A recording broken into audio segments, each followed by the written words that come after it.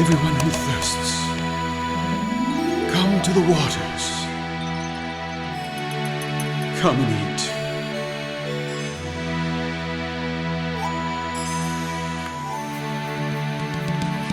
Listen diligently to me, and eat what is good, and let your soul... The triumphal entry in chapter 11 is kind of interesting, because I see, again, Yeshua is predicting his second coming here.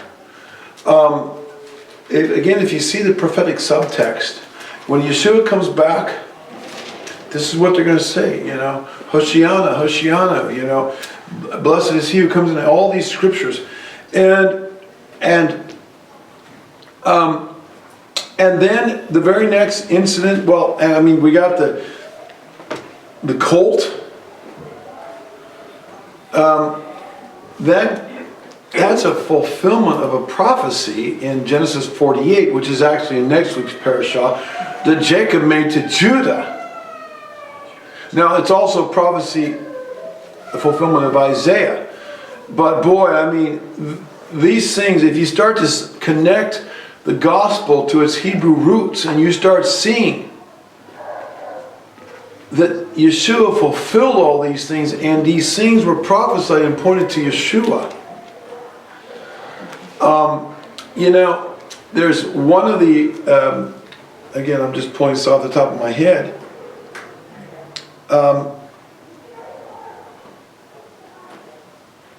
But here it's talking about a colt. But in one of the other gospel accounts, it talks about a mare or a horse and his colt. There's two of them. You picked up that detail?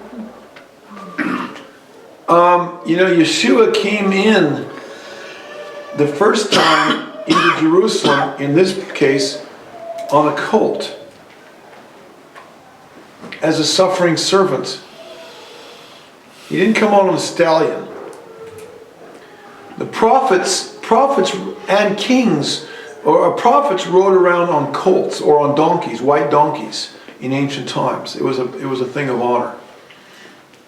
And he came in like a prophet, or like a kind of a humble man of God on a colt. But when he comes the second time, he's going to come on a war stallion. The book of Revelation tells us this.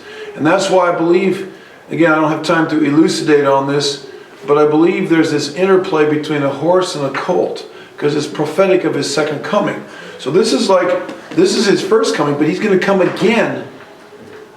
And he's going to come, and there's going to be a triumphal entry when his feet touch the Mount of Olives, and he's going to come suddenly to his temple, as Malachi 3 says. He's going to purify the sons of Levi. Malachi 3, the first 10 verses say.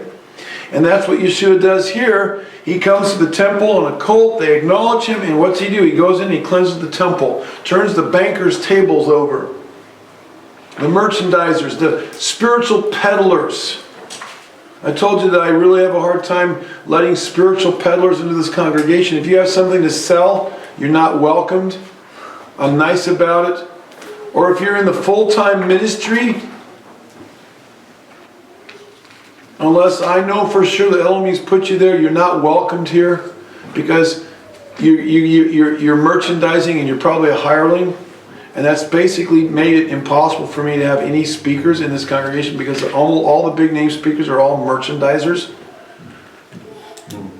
Often their wives support them while they're out gallivanting around on the speaker's circuit and on TV and radio. And it's like, this is so anti-scriptural. I'm not saying, Paul worked with his hands. I work with my hands.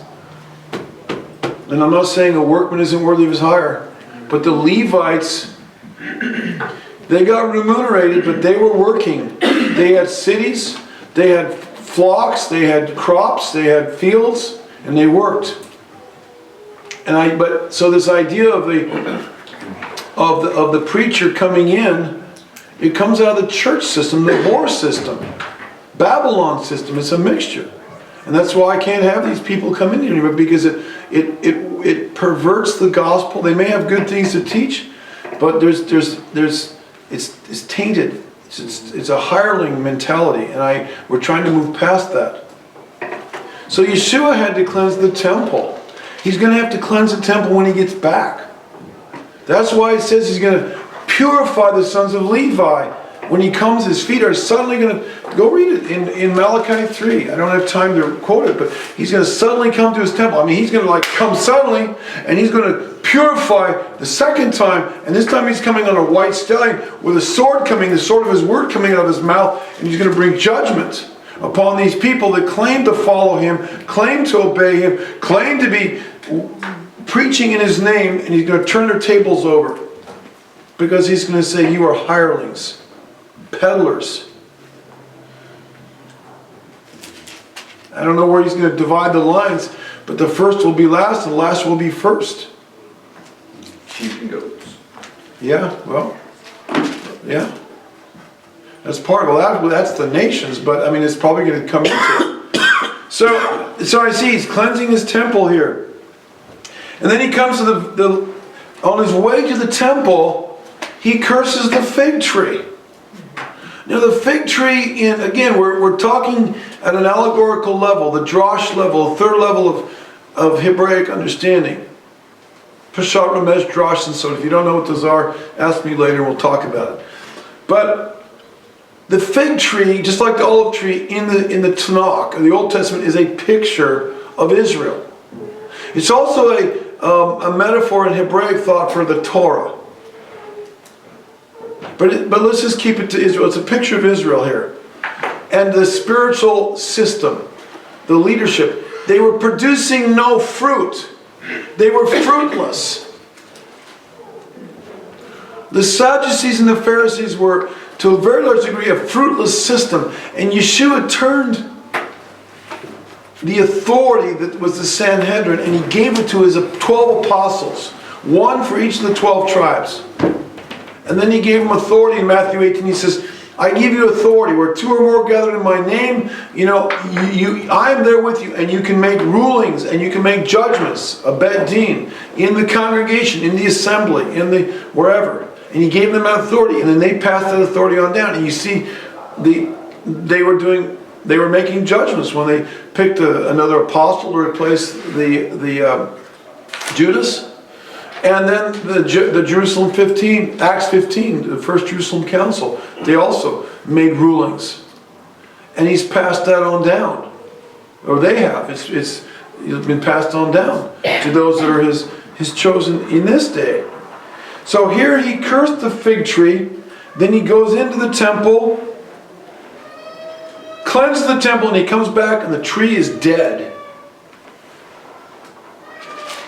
And he is, again, he doesn't say, look, okay, I'm going to give you guys a lesson here. I'm going to curse this fig tree, and then we're going to go cleanse the temple and turn over the money changers tables that are merchandising my people, this house of prayer, and they're making boku books in the outer courtyard here, and so on and so on, and setting up hindrances and stumbling blocks for the people coming to worship, and they're charging exorbitant fees and all this for the sacrifices and the shekel that had to be the specific shekel that had to be given, and they're doing all this shenanigans, the bankers. And now we leave that, and now the tree is dead. And hello, see, this fig tree is a picture of Judah or Israel in that day and age. He doesn't come right out and say that. That's what our Western minds would like him to be saying, because we can get a hold of it. But he's laying it all out here in Hebraic thought, saying, look, he's teaching by example. And he's sandwiching this idea of cleansing the temple between these two slices of bread called the fig tree. And he's going to come back again and do the same thing, both to the church and to rabbinic Judaism or anybody else that's claiming to follow the Bible. And some of us will probably be purified too. Let's not think that we've got it all figured out, because we don't. We're still learning. We're still growing. And we have a long ways to go. Let's stay really humble. Any questions or comments about that? And then he goes in, he said, He said, my Father's house should be a house of prayer. And then in verse 25, he gives the example of what prayer should be. And elsewhere he says, stay humble. Stay humble.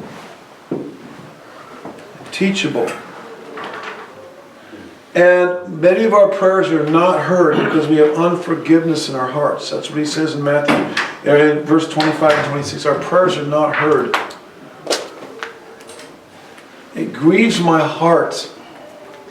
As a pastor, I have to minister to people. And I see they have unforgiveness in their hearts against parents, against other people, against pastors, against ex-spouses or whatever.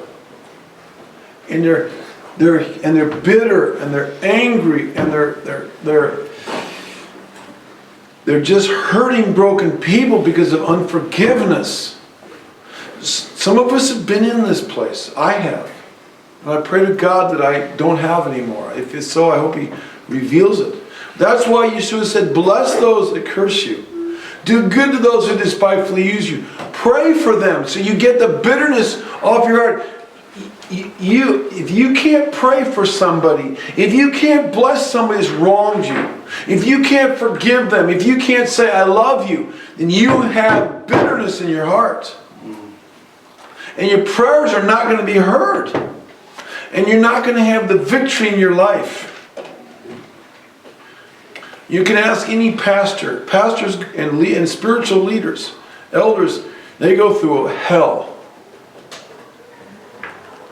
It's not just, ask Pastor Mike of the Baptist Church here. He's been a pastor for 40 years. He and I have shared a few stories. He's been in it longer than I have.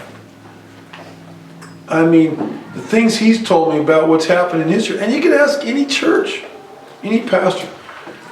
People accuse him of all kinds of things. Look what they did to Moses.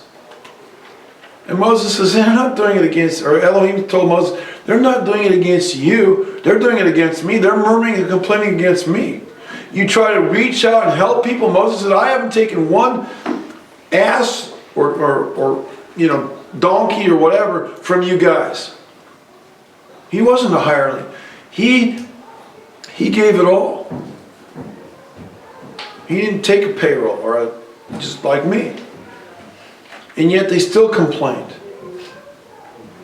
But we have to forgive them. Father, forgive them. They do not know what they are doing. That's the ultimate example we Yeshua.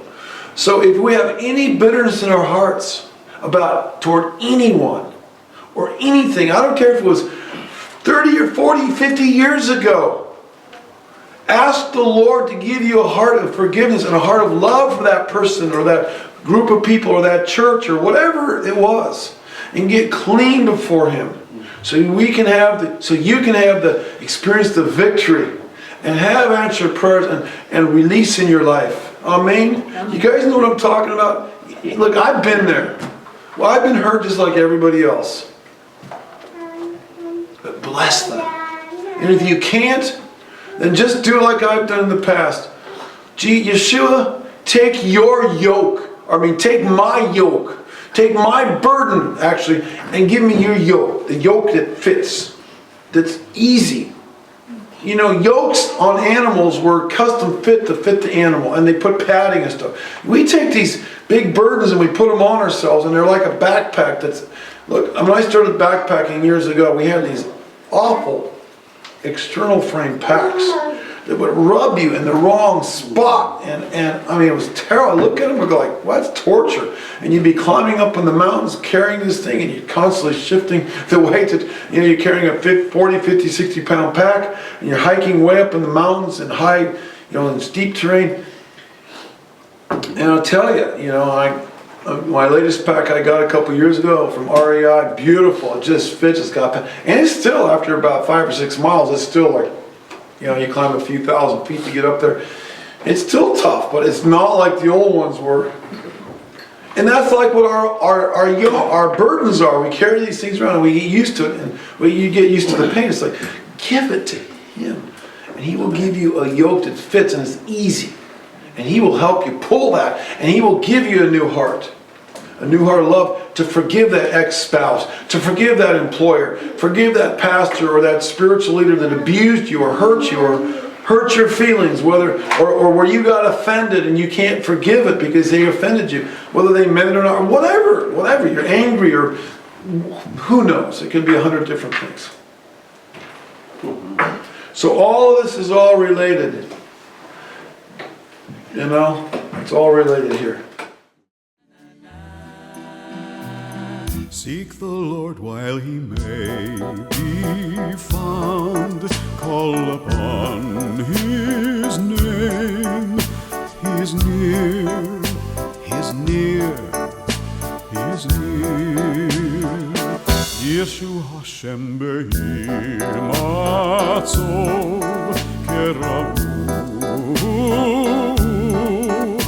yoto karov karov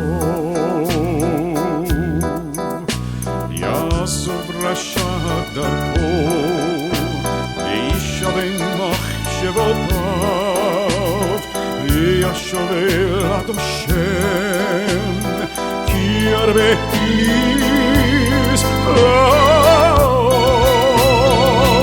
Yeshua Hashem behir matzov kerahu yota karov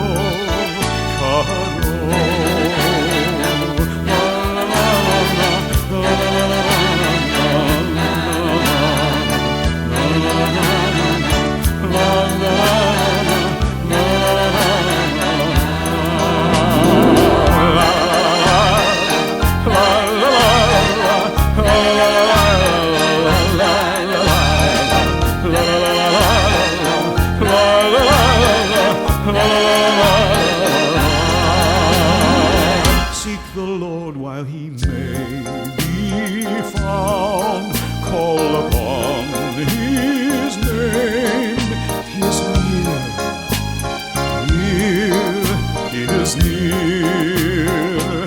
Yeshua Hashem behir matzov kerahu